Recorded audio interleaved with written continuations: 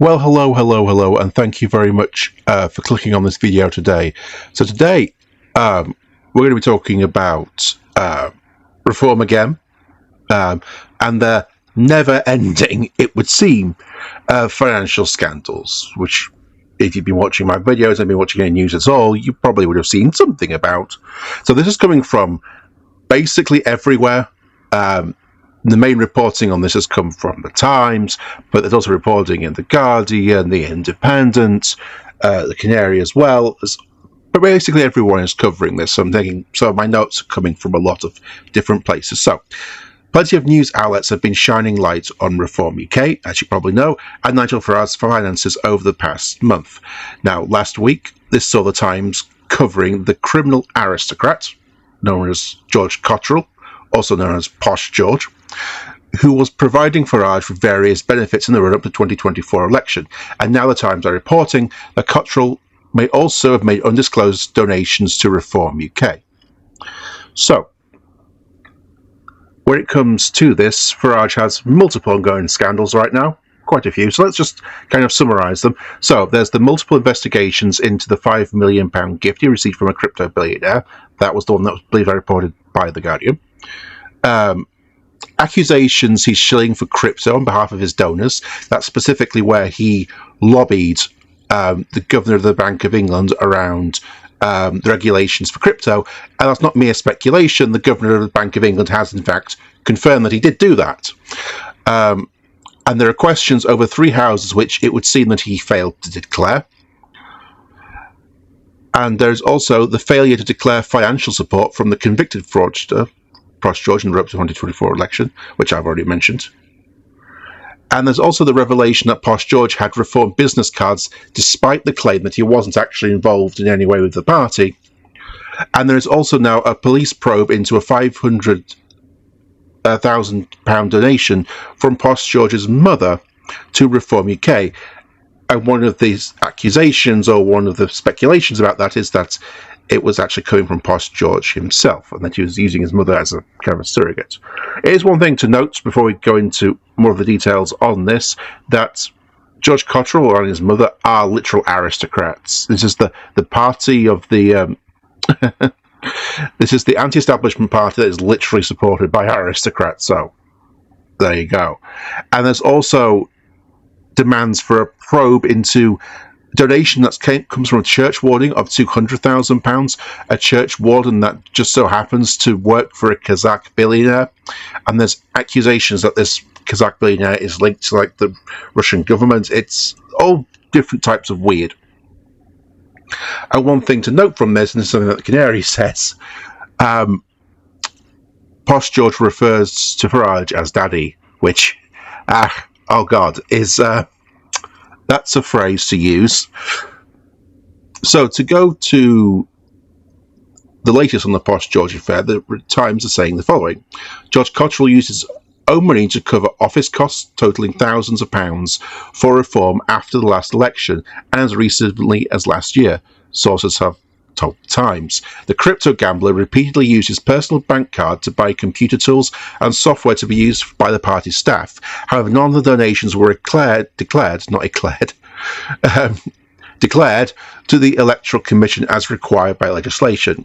A party can be fined for failing to disclose such support under the Political Parties, Elections and Referendums Act of 2000, which stipulates that a donation that includes money, goods or services given free or that of discounted, or at a discount exceeding £500 in value.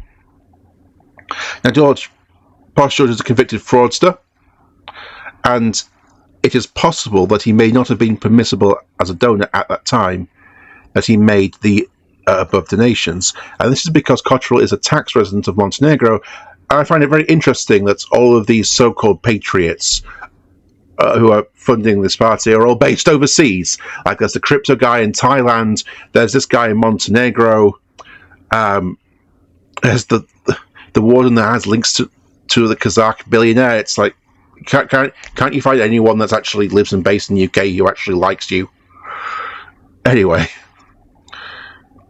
what was I saying? Oh, yes, the base of the crypto gambling platform that he's involved with is based in Montenegro. while he's on the list of registered overseas voters, he's only been on said list since last December.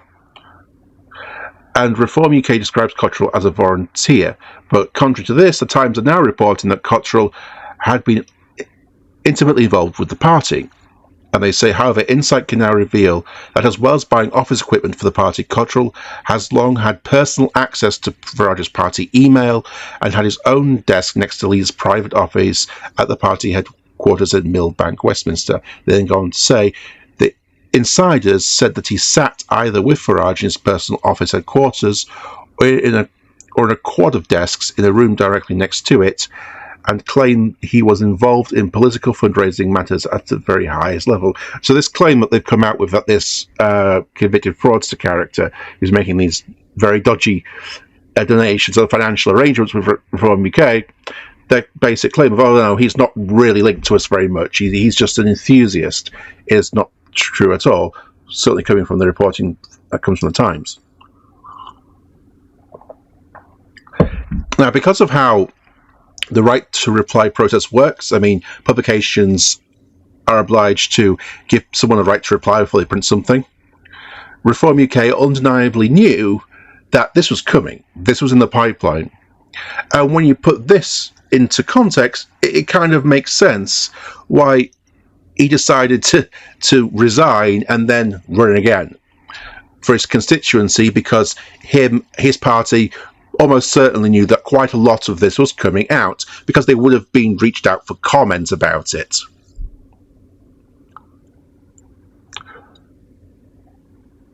And so, whilst this has been getting mainstream media attention, as quite a lot of people have pointed out, there's been many independent news outlets and independent journalists that have actually been covering this stuff for years.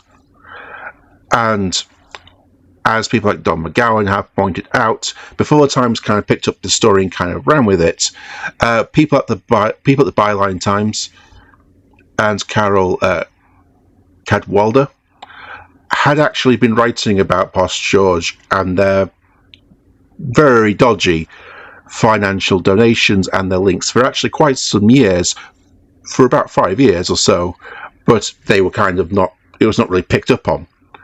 And Carol Cadwalder herself, as the Canary points out, speculated that there could be many reasons for it. The fact that she was a woman, didn't work for a right-wing newspaper, and who knows, there could be a whole host of reasons. My personal reason is mostly because it was coming from independent journalists or more independent news outlets that are much more kind of smaller, and so therefore the story just didn't gain traction.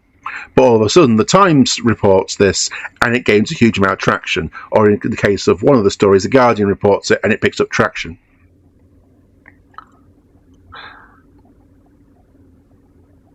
But anyway, kind of going on from this, so on top of these many kind of scandals, it would appear that voters are kind of noticing the kind of stench of corruption.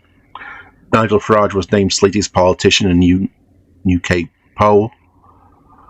And one thing to bear in mind is that I've seen quite a lot of polling about this, and one of the popular kind of narratives that the hardcore reform people kind of like to push is that this is a non-story, despite the fact that political financing is an incredibly big story.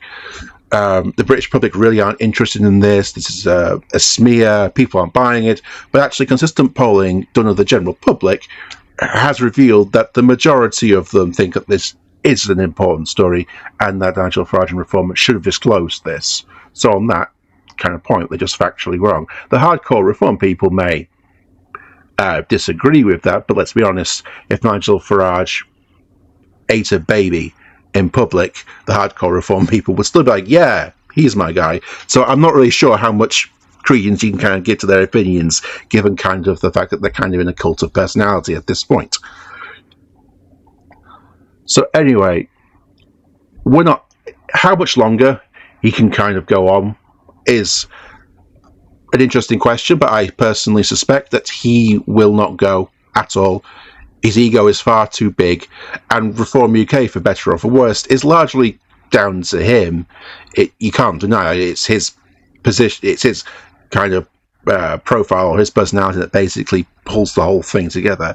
And without him, how would it really work? It would really struggle, I think. So he's not going to go anywhere, and he's probably going to. And if more comes out, which I suspect that it is, it's probably going to drag the party down even further.